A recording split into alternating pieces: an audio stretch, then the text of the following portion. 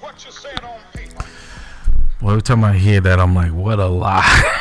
What a lie. Good morning. Welcome back to At the Round Table with MAMLEO. I'm your host, Larry Ellison, in studio with my brother from another. The Rhodes Scholar is in here with us today. I have a dream. Yeah, I have a dream. More like a nightmare. I know. Living in a nightmare. Exactly. Say, good morning, Pastor Hobbs. How are you, sir? I'm well, thank you. Good, man. I hooked my brother up this morning, man. He's good. It's always good to see him, you know. Yeah, well, listen, very dapper brother. Dapper, yes. And he's the best. If you have an organization, here we go, or something, and you want to advertise, this brother is better than any billboard because he will represent. Yes, he does. You well. Yes, he does. You well. As long as he says in what medium, Large. They got you out here like a NASCAR driver. Right? Yeah, he's got a MAMLEO pass. He's got a Boston Praise Radio, Heal on Our Land. You know, ITY. Yeah, absolutely. Black Vote. Yeah, and then if he takes his shirt off, right, to be continued. That's it. Vote, whatever, something. Our sister Ibina is saying that she's tuned in and saying greetings to you from Australia. Greetings, sister Ibina, and if you're a mom, and if you're not, happy Mother's Day. Yes, happy from Mother's down Day. under in Australia. Look, we got viewers from Australia. You know that says something, right? We have an international appeal. It's Brother Rose and that Colgate smile. We want to thank our sponsor, the Money Store. For all your mortgage needs, give Branch Manager Cora Holbrook a call at area code 508-345-4726. That's 508-345-4726. Also want to thank Cruz Construction for their continued support. Also, MAMLEO, the leadership, and the members for helping to sponsor this radio show. And if you want to help sponsor, donate to the radio station here at the station, you can do that. How, Pastor Hobbs? Cash App. $capital BPRTV. That's $capital BPRTV. All right, thank you, sir. And I know Jamal's there again. And if you want to call in during the hour and wish some loved one a happy Mother's Day, my mom is no longer with us, but I want to wish my lovely wife Monique a happy Mother's Day. Yes. But if you have a loved one you want to, while we're here, we'll interrupt the broadcast. Well, I'd like to say a happy Mother's Day to all my aunties. Okay. Because again, they've definitely been holding me down since Right. Before mom, but after mom, but even during mom, but they still been holding me down. And I'm sure they appreciate that, you know. And of course, I didn't mention them by name because they get jealous. Like, why'd you go to their house to eat? How come you didn't come to my house to eat? Well, listen, if they're short somewhere, I'll fill in for you. Believe you me, I show up with Tupperware. Okay, everywhere. Listen, you're definitely a family member of mine. They come in, they take the leftovers before you get the first. They're taking stuff home. We had to actually talk to some family members. We're like, can we eat first? Right. Before we loaded up the car, right? Exactly. That's why they call them leftovers, not firstovers. You have to explain that to them. That's so crazy. You can explain it all you want. Turn your back. Yes. And they'll be in there. So, again, we're talking about the situation that we've gotten ourselves in, but a little being complacent, right? Because I blame the other side. I shouldn't say blame. I expect it from the other side. I blame us for the inactivity. So, do we, and Jamal, do we go back to what worked for us, right? Like, because, one thing that people understand, if you're black, white is green, right? And do we start doing that with our dollar signs, right? Where we stop patronizing these states, right? And spending our money there, right? Because they can't function without that green. Donald Trump is not going to support. If they think he's looking out for their interests, they are sorely mistaken. So do we go back to what worked for us back then, or do we have to rather than reinventing the wheel, I should say? Well, once again, I think, unfortunately, doom and gloom over here, I don't believe it's possible anymore. Because some of our attempts at boycott, for instance, we say, Chick-fil-A. Mm-hmm. Chick-fil-A, had some racist stuff and had some ties to Trump. And then other black people was like, I'm going to get my chicken sandwich. I don't care what you talking about. Well, so it just depends on what it is. Well, the thing is, it's like they don't have a unified voice, and unfortunately, when Chick-fil-A said something that was anti-LGBTQ, that segment of the population made sure that they understood that where they stood. But Chick-fil-A is actually representing itself as a Christian company, and hence the reason why they're not open on Sunday, and they have the family hours and stuff like that. And I believe like part of getting one of their franchises is you actually have to meet personally and have dinner personally with the owner. Your family, his family get together, and then the deal is done after you guys have had a sit-down dinner together as a family. But he only sells it to full. You can only own a franchise if you're a Christian with Chick-fil-A. So, folks, we're looking for some ideas, right? Because we know that we're not going to come up with any solutions here in an hour. But what do? We can't. I think complaining. We know what the problem is. Well, again, like he says, like it might not happen, but let's just try to get organized. Let's try to get a unified voice. A big component is what you do is a financial literacy, right? Because that generational wealth, right? It really helps you to not be such a slave to this. And again, to kind of like step up and understand how capitalism works. Unfortunately, it's not about the best for the market. It's about, in America, capitalism. It works in the sense of like the golden rule. You know what the golden rule is? Yeah. Right? What is it? Those who have the goal are the ones who rule. Who make the rules. Right. Exactly. And that's how it works here. Because when you're talking about the market for most of our folks, it's the grocery store. Yeah. They're not about the stock market. It's not about the bond or whatever. When he's talking about how well people are doing in the market, for people like me who are invested, yes, it's great. But for the average person that is working from paycheck to paycheck, there is no investment in there. Well, there is no investment made in the sense of like in financial literacy education. Mm-hmm. Why don't they teach financial literacy in high school or in middle school? Why don't they teach you how to fill your taxes while you're in school? Like, it's funny how you're registered. They can mandate you to be registered for selective service, but they can't register you or they can't show you how to fill your taxes. Uh-huh. You can come in. Go ahead. Financial literacy is a great thing, and it's a tool that people should have. Mm-hmm. But also, too, once again, it's also too financial discipline or everything else. Mm-hmm. Yes. Like, so I could also tell you, like, most every drug addict, when they first started doing drugs, they knew that drug was bad. Mm-hmm. Like, no one started taking heroin and thought it was good. Actually, like during the Civil War, yes, they did.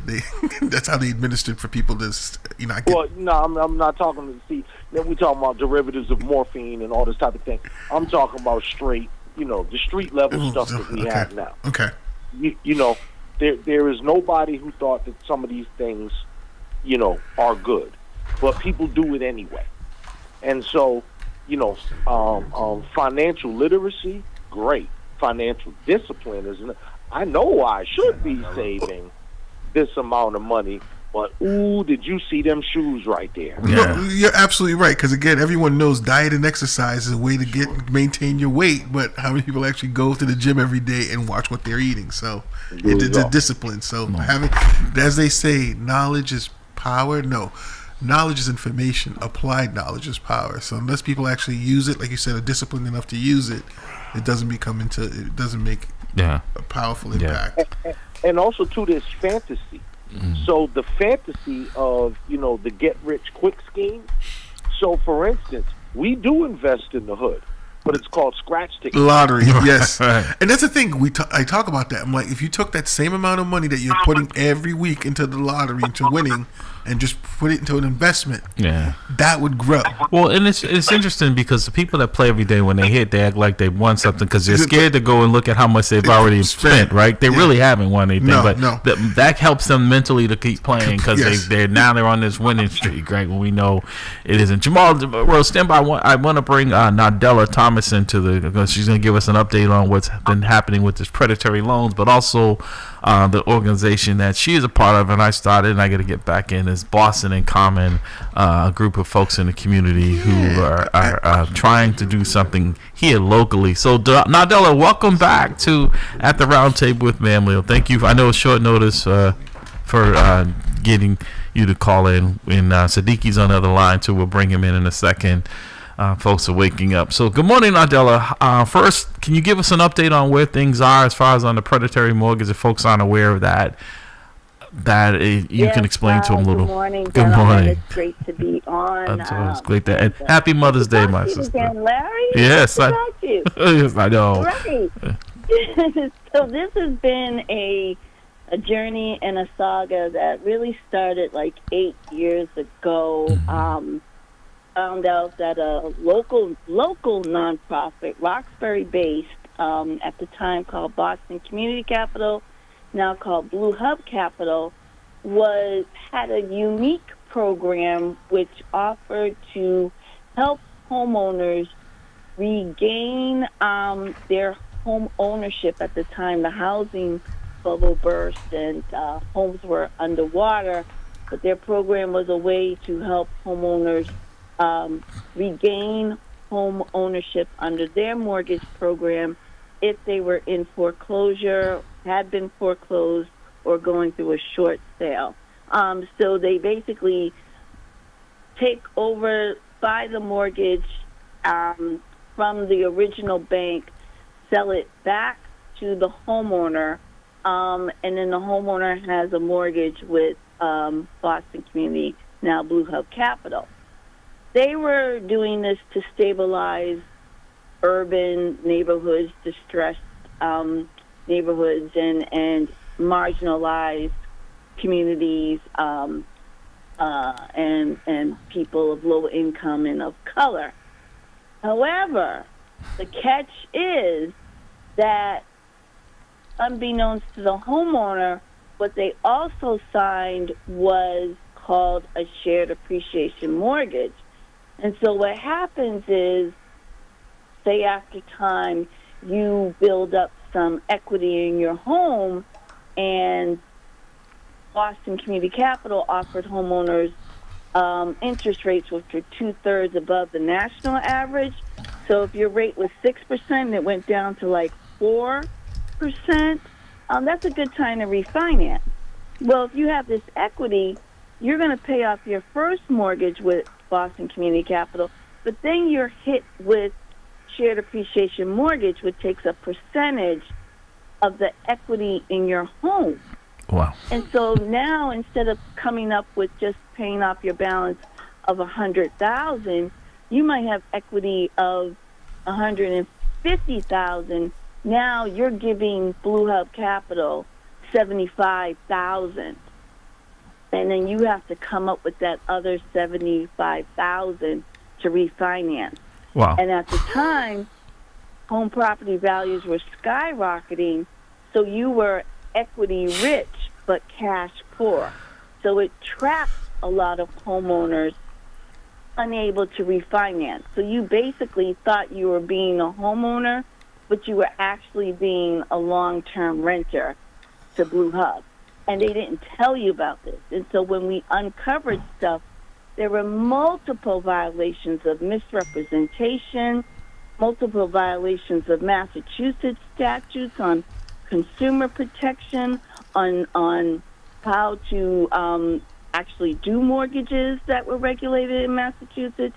So in 2020, we filed a class action lawsuit. And we've been fighting them for years and years and years.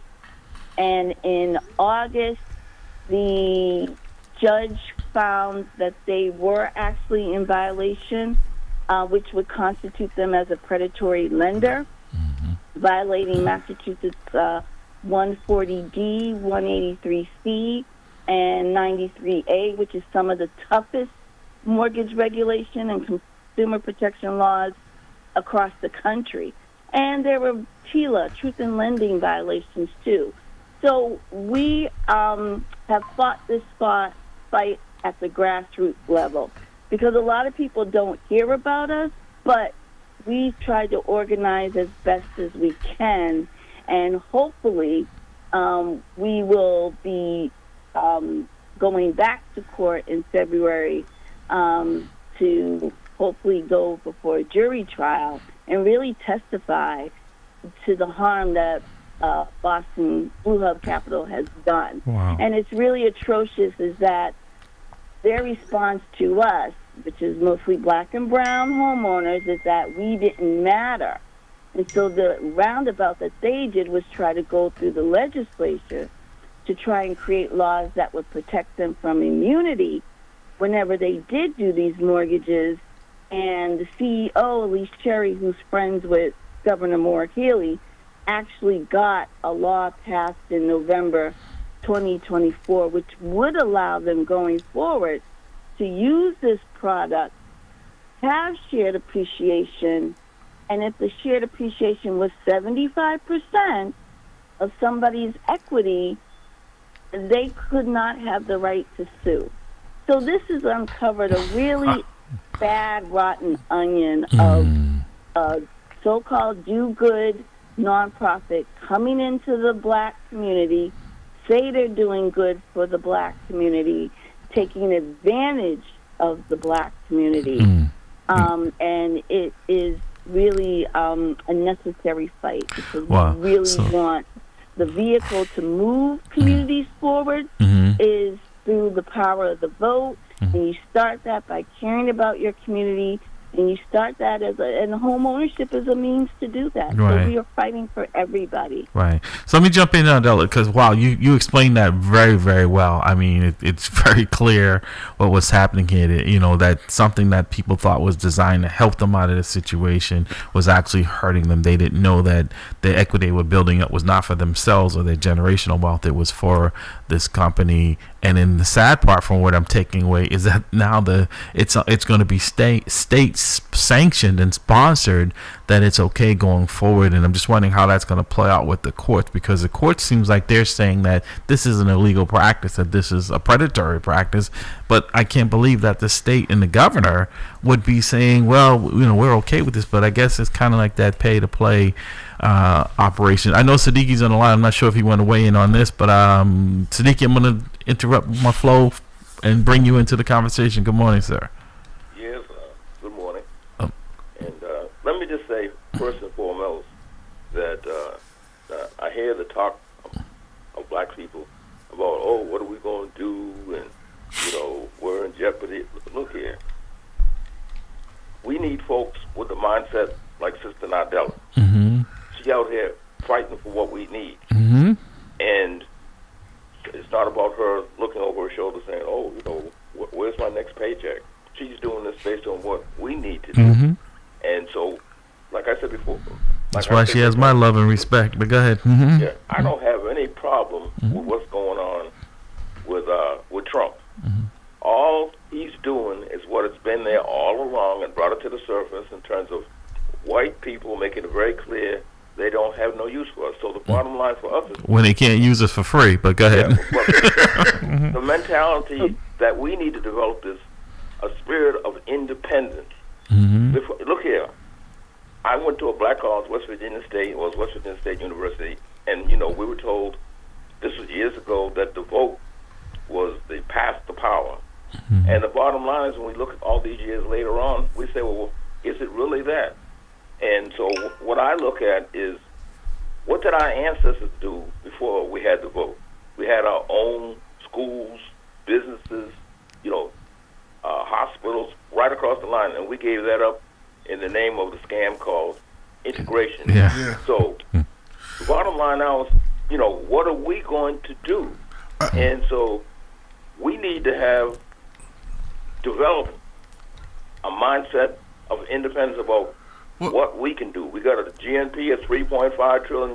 They said it would make us the ninth wealthiest country in the world.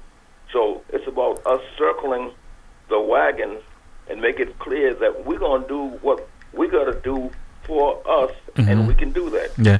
Siddiqui, good. Yeah. Stand by, because I want to get Rose wanted to weigh in on what you were saying, and I want to get a response from Jamal on what he heard you saying, as well as what Nardella has put out there about the update on. All I will say is that anytime we've tried to, again, separate ourselves and live on. But why do we have to try? Why can't we just? No. Every time we've done so, it's been met with violence.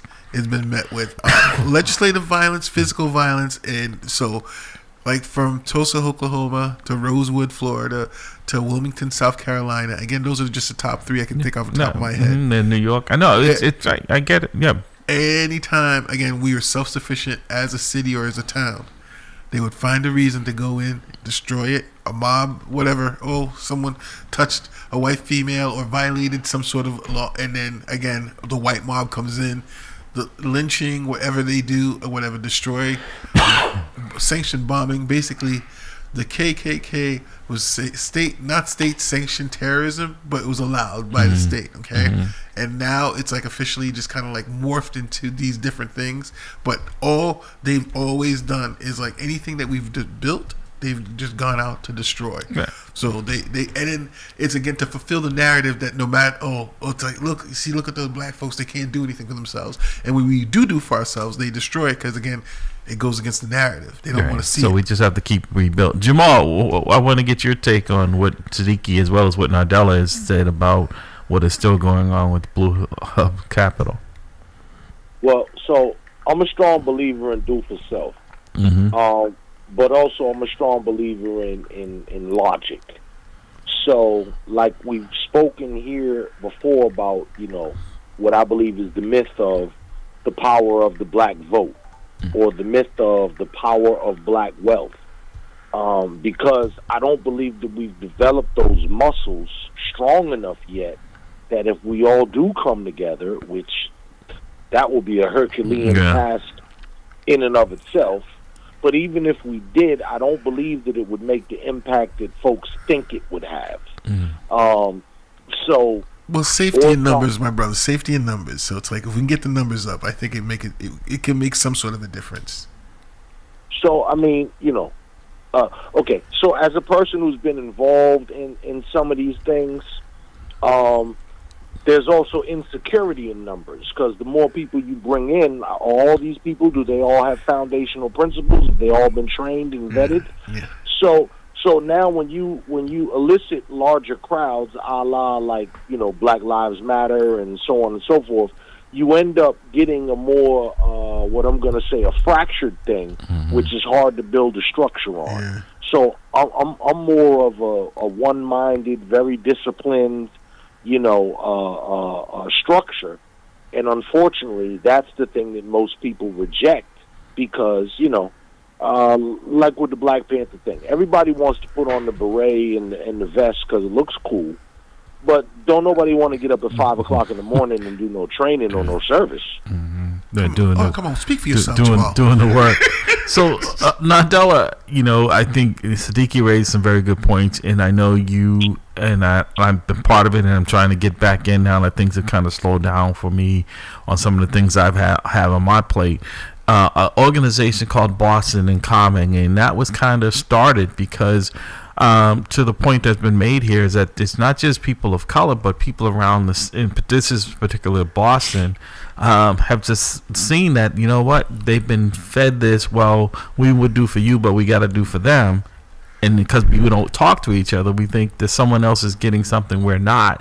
It's and like now, divide and conquer. Right. As we're communicating across the city with other folks in all flavors, they're coming together, and that's what Boston in Common is. Can you explain a little bit to our listening audience what Boston in Common is and what they're doing right now to try to deal with this division, not just in this country, but here in the city?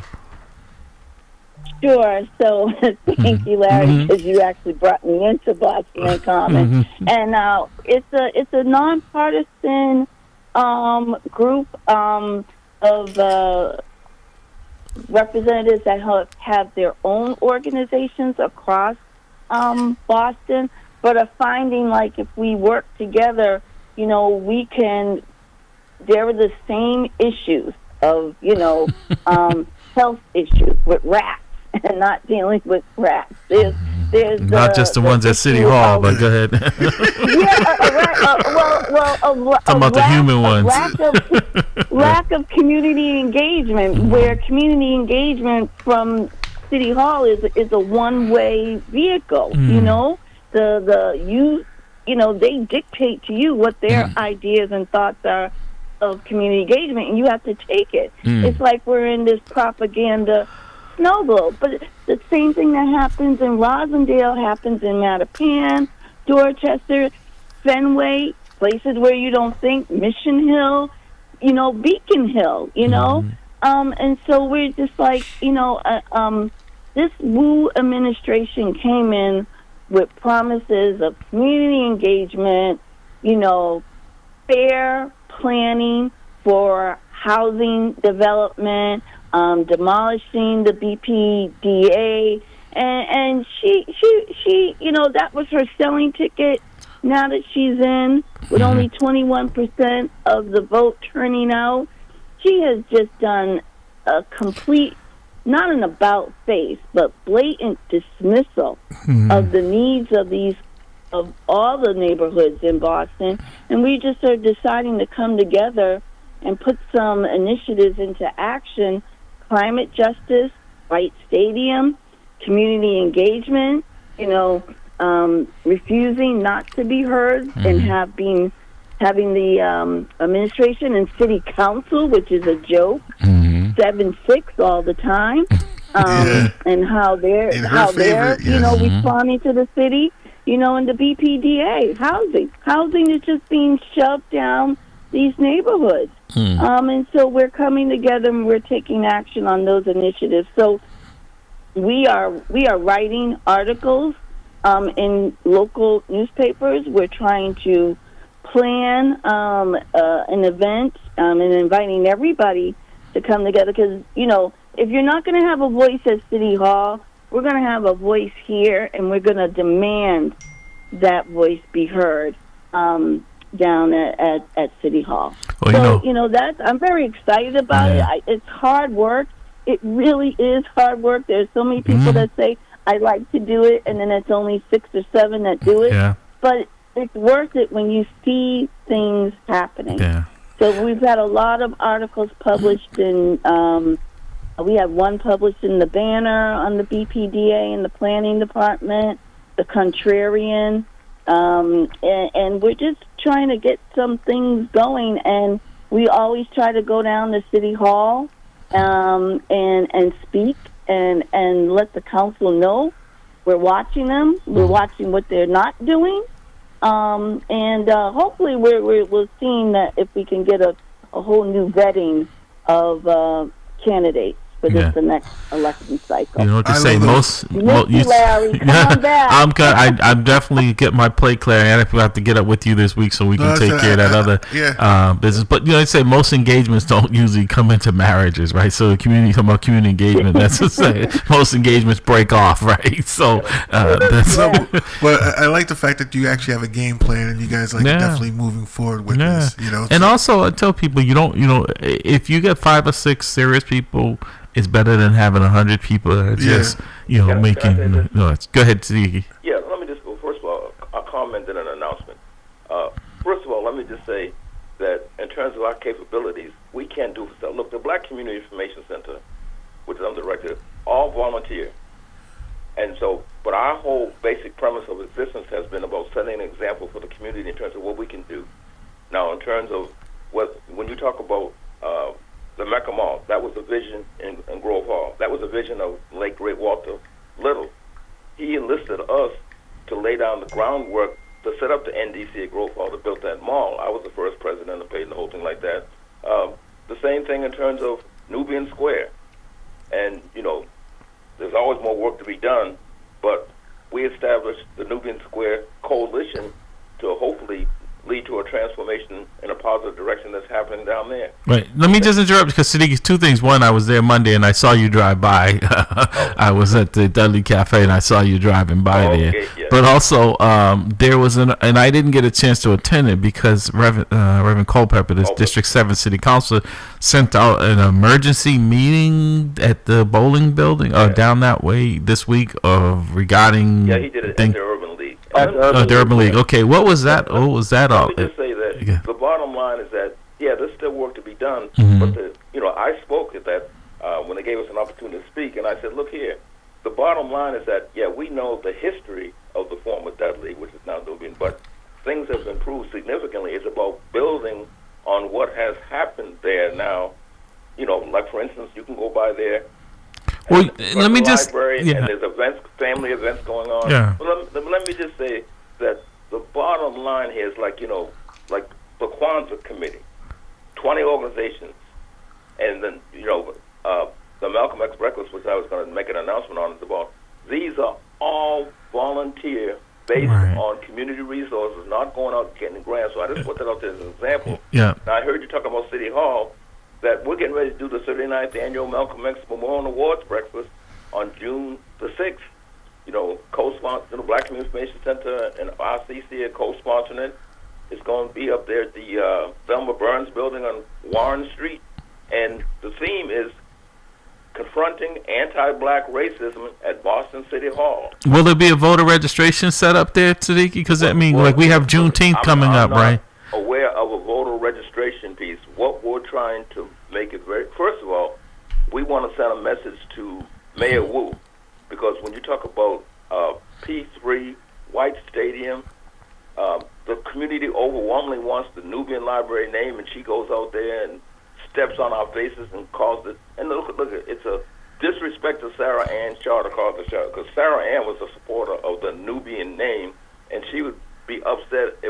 The appearance was given as a split. There's no split in the community. The community wants that name. Mm-hmm. So what we're saying essentially is we're saying a message to Wu, and that whole thing about people of color and their alliance, that's overrated. Right. But, you know, let me just jump in here, see, because, you know, when you mentioned that building, it made me think, because while I was there having coffee with a friend of mine at Catching Up, and the gentleman came in and they introduced me to him. He had built the building that was directly to the left of there, and he was building the building directly across from there. I didn't even know that was even being erected. I hadn't been down there that long of a period of time.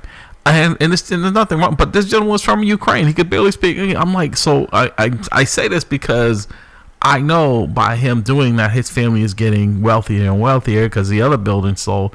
And so I don't really see, because those are going to be condominiums as well, is that's not being built to place us. It's being built, honestly, to displace us in that community.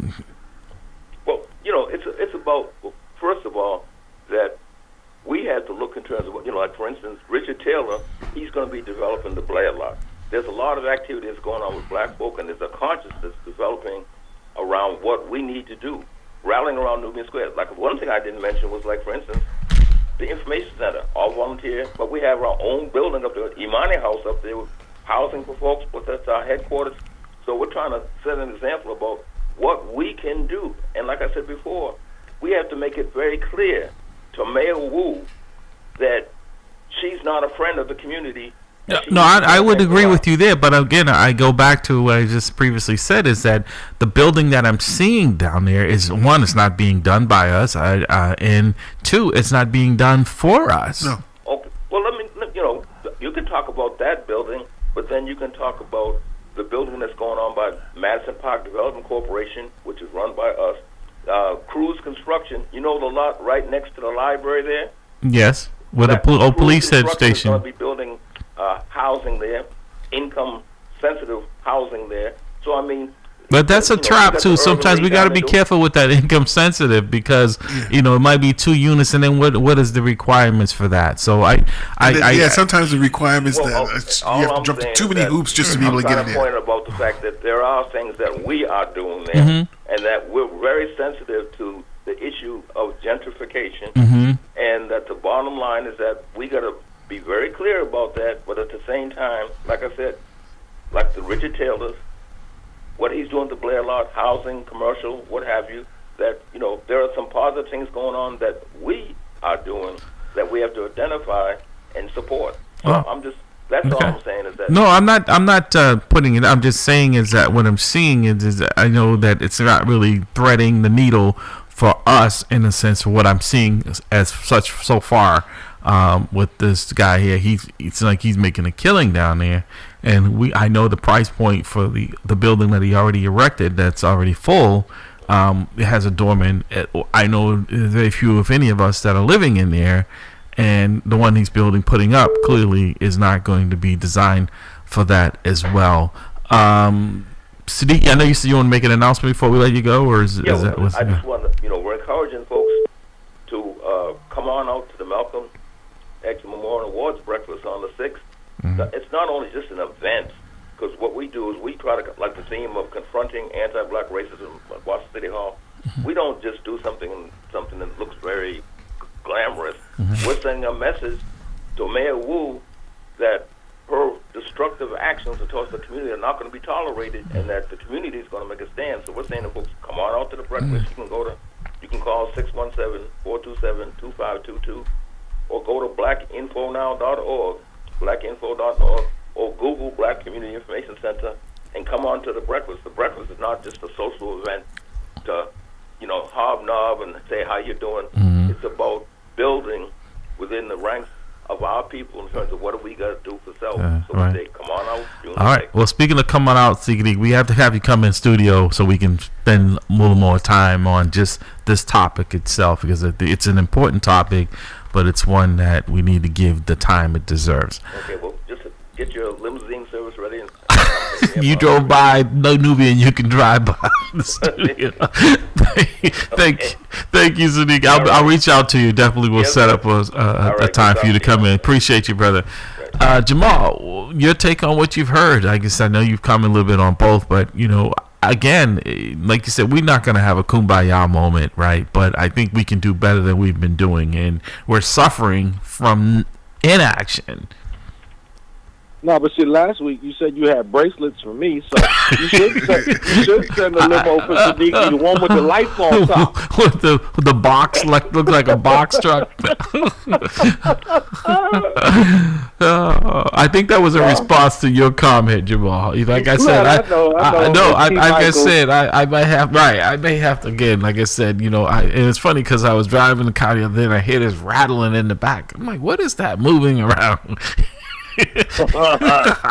So good thing it didn't break. If I get pulled over, that wouldn't have been good. No, you've been drinking a syrup? No.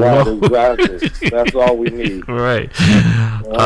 Yeah. So it's real in terms of certain amount of these things that are happening. Yeah. I don't want to make it like there's nothing happening. Right? Things are happening, but these are not things that could sustain us as a people. So it works out well for a couple of individuals, a couple of entities. That's what. There you go. Right. But it doesn't really rise the tide for all the boats. And for instance, like what he was talking about with the Blair lot, you guys should have Richard Taylor on your show to talk about that, because that's been in the press a little bit as of late. And, this may be another project that may not come to fruition based on, a myriad of factors, some of which we've already discussed with the president and all that, but you already know the construction prices were already rising, getting materials, so on and so forth. And then also, too, the initial idea was to include what a lot of people were doing at the time was this lab space thing. And now the lab space market is also dried up. So, it would be interesting to see the differences between a project like that and, let's say, Parcel 3 that, just became basically non-feasible. Right, but to Nandella's point there, right, what she brought up, and when you made me think about this development, right, piece of it, right, and people want, like she said, and then usually when we get in a little trouble or we need a little financial, then we have to reach out, and then we end up, in a situation that she and others are dealing with now with Blue Hub Capital, where they prey on it. So are we really gaining anything here, or are they setting us up for a failure down the road? And a lot of these problems are stuff that like GoFundMe can't fix. You know what I mean? Right. A lot of these things are major developments that require major finances. Right. And the finances need to fluctuate with the times, because once again, if you just submitted a budget that said, this is going to require $250,000 worth of lumber, but then you wake up over the weekend and now that same lumber is now going to cost you another 25% or whatever, right? You got to readjust your whole budget. Right. Right, and that's a deal for. That's what's keeping folks out of it. So Nardella, now that you just said something that earlier that really that the man now, like with Trump, she has the majority of the votes in the city council. So is it really going to change? Because the politicians feel like they have enough votes in their camp to get them reelected. They don't have to listen to the few of us that come down there talking about do what's right. You think that would be something they would automatically want to do, but we know that's not the case. How do we change that paradigm? Because if the mayor has the numbers, what we do when we go down there is really just an effort and futility that it's not going to change the outcome, because again, she has the numbers of 7-6.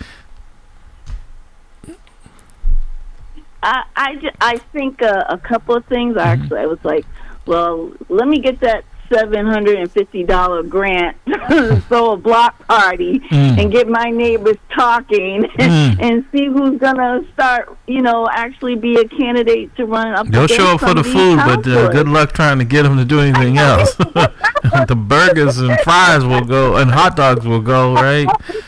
I'll do the mac and cheese. Yeah, BPD will send the ice cream truck, anything that will kill us and clog our arteries. But go ahead. Listen, we can have good food and talk about really changing things, even if it's street by street. If she wants to, somehow we're closing schools, but you want to give us grants to throw block parties to celebrate FIFA, let's turn it on its head, Well, because I'm sure everybody doesn't like all these street, these street clothes. No, it's an inconvenience, right? But also, see, now we have some major events coming up right now. Again, today's Mother's Day. Happy Mother's Day, Nardella, and again to all the moms out there. Thank you. Yes. Thank you to the missus. Right, thank you. Juneteenth is, really should be the launching point for us with everything that's happening.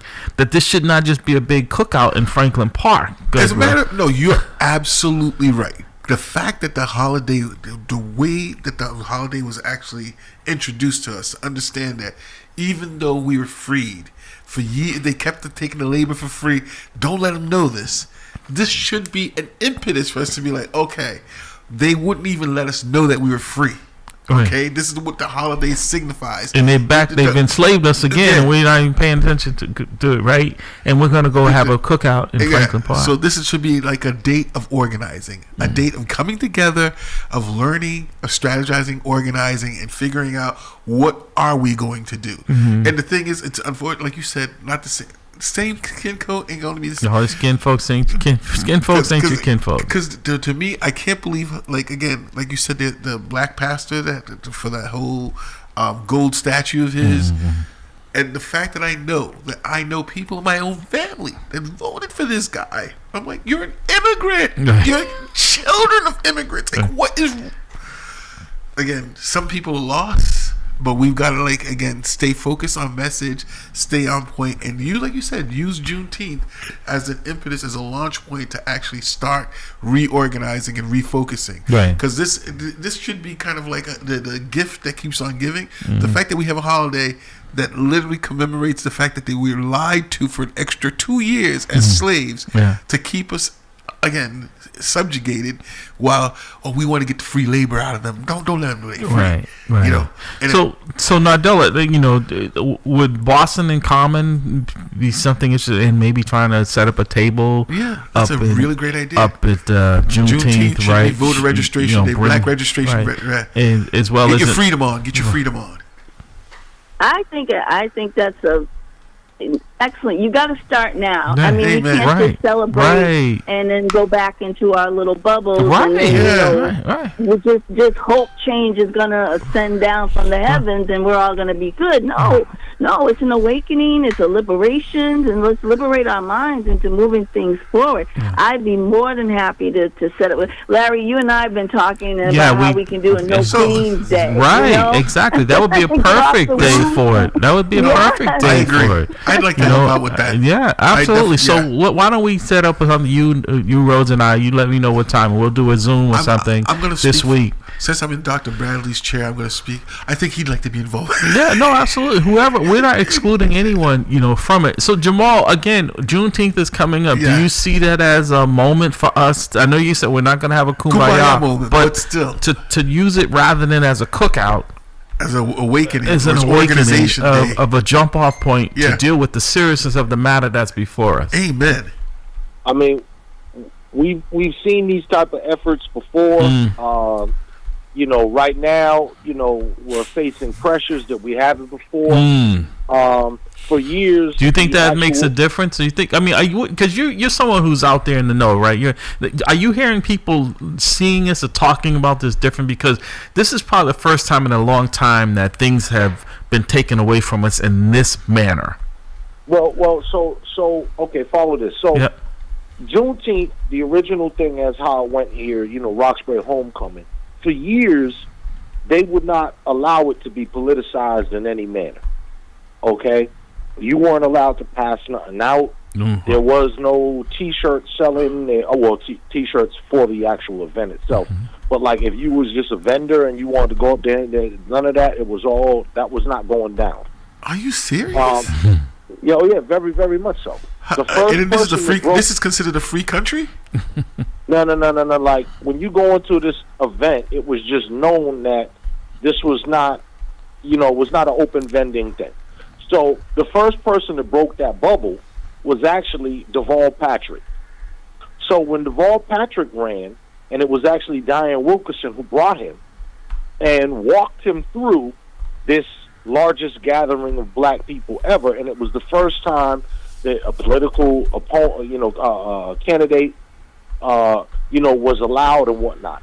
In the subsequent years, then it did open up for vendors and whatnot. Now, some new people have taken it over, and now it's basically the sororities and fraternities. It's basically the Greek fest. So now all the rules are gone.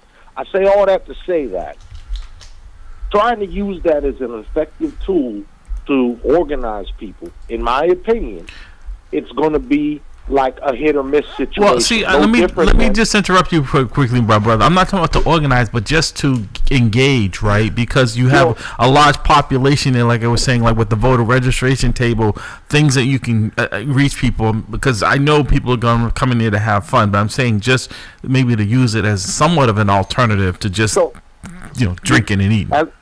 As a social experiment, nothing beats a blank but a try. Okay, but traditionally, we know that the largest gathering of black people that has been talked about for a while is every Sunday at all these churches. That used to be, right? Well, it used to be, mega church, right? It's declining now. But the point is that we haven't even been able to capitalize on, quote-unquote, a captive audience of like-minded, civil rights-orientated, people. So just like where you're broadcasting at right now, I think that the first and the most fertile ground to start that would probably be the churches. And if you could affect a meaningful response from that would be a good indicator to then take that out to a larger market. And, going to Juneteenth or going to, let's say, the carnival or whatever, I think at that time, you have people now who are imbibing in alcohol or, too bad we can't do a live broadcast from that day. I mean, you could. Mm-hmm. You certainly could. Mm-hmm. But, if you want to attack those type of forums, you just have to kind of beware of, the elements that you're facing against, and it might not be the most conducive to having mind blowing conversation. Right. Let's grab these comments right quick because we're getting short on time. Good, Pastor House. So gentleman, Peter. I'm sorry. Pen Life Viral Don. Yes. That the gentleman that was here that we had the other day. Azid Reed, that's his organization. Okay. So he says, blessed day, my brothers. Happy Mother's Day to all the great women. Yes, let's celebrate Juneteenth as an educational purpose. and not partying. I totally agree with that, brother. No, I that was one of the best ideas I ever could come out of it. Like, again, it's a national holiday. Instead of just barbecuing, let's get together and I'm glad you thought of it. no, well, I didn't. You guys did. Oh my God, no! We got to think of a tagline. Right, we have to instead of a cookout. Yeah. You know, let's have a instead of brain in. entertaining, informing. Yeah. Now, Della, we know you've got to run. Before we let you go, any comment? And we're definitely going to reach out to you on Monday. Or you can send me some dates that work for you, but also we can follow up on our issue that we need to get resolved as well to move things forward in that arena. But first, I want to thank you for calling in on such short notice, updating us on this and the work that you continue to do. And and I think folks, she doesn't get enough credit. This is a woman who has so much going on in her life. I always say you find the person with the most stuff on their desk, and that's who you give the stuff to because you know it will get done.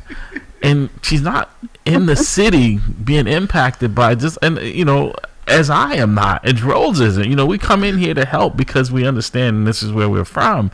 We haven't given up, but it's almost sad that the folks who are being impacted the most want to do the least. There are very few Jamals out there who's still here and does what he does every day on Sunday and stuff. And that's why I have so much love and respect for that brother as well, because he doesn't yield to the critics. He keeps doing it in full speed ahead. So now, Della, I know I said anything you want to say before we wish you a happy Mother's Day once more.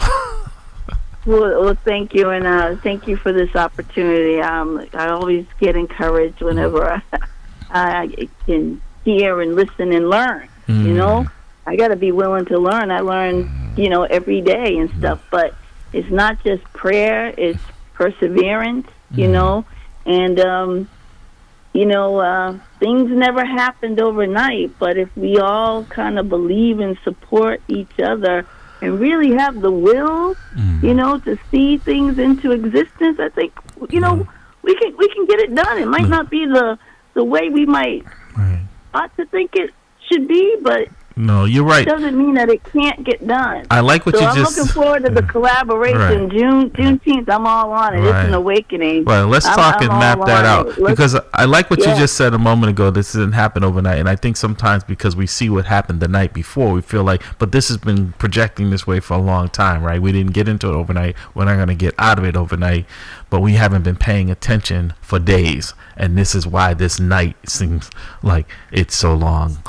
Nadella Thomas, thank you. Appreciate you. I will be in touch. Rhodes and I will be in touch. Looking forward to talking to you because this is definitely a great idea. Gentlemen, look forward to seeing you all again. Yes, have a blessed day. You too, and happy Mother's Day. I hope you enjoy it. Happy You deserve Mother's Day it. to all your missuses out there, wonderful women who support you as well. Appreciate you. So we'll just let the people know as well that today, because of the scheduled rainstorm, that we're not doing the food pantry thing outside. A washout. Yeah, because it's going to be too muddy and stuff too like wet. that. So, yeah. Okay. All right. Well, folks, Jamal, brother, you always bring some insight. Thank you for jumping in and helping out here, with this. Like we have a two-legged stool, but now we have a third leg with Jamal being here. Brother, where do we go from here? We only have a couple of minutes. Want to get your take on what direction you think we should be heading in, sir.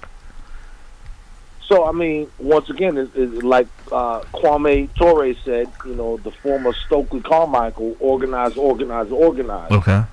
And before we do that, we got to study and research. So I just encourage people to just, if we want to have an impact on these things that we say we care about, study that thing that you say you care about.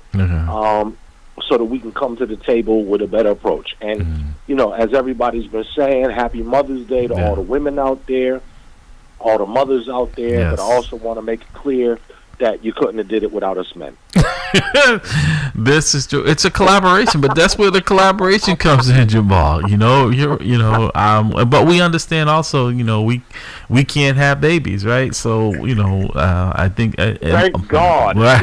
I know. I've been there during both of my child's birth. I'm like, good thing they have the other bed so you can pass out in the room. It's crazy. Jamal, thank you, brother. I will see you bright and early tomorrow. Like I said, if there's a little bit missing, I've had a hard time, tough weekend. Yes, indeed. Thank you, brother. Much love to you. Appreciate you. Please. Love back at y'all. All right. Brother Rhodes, before we go, you're a busy man too. Like I said, we got to get that financial literacy going. We definitely do. Yeah. No, like on Saturday mornings at 10 in Waltham, we always have classes. All right. And we've got we've got to run. Be blessed. While your dog's in prison, while your baby mom's stripping, while your mom's still living in that same broken home that you used to sell piffin'. You ain't gotta lie to me to sell me a track.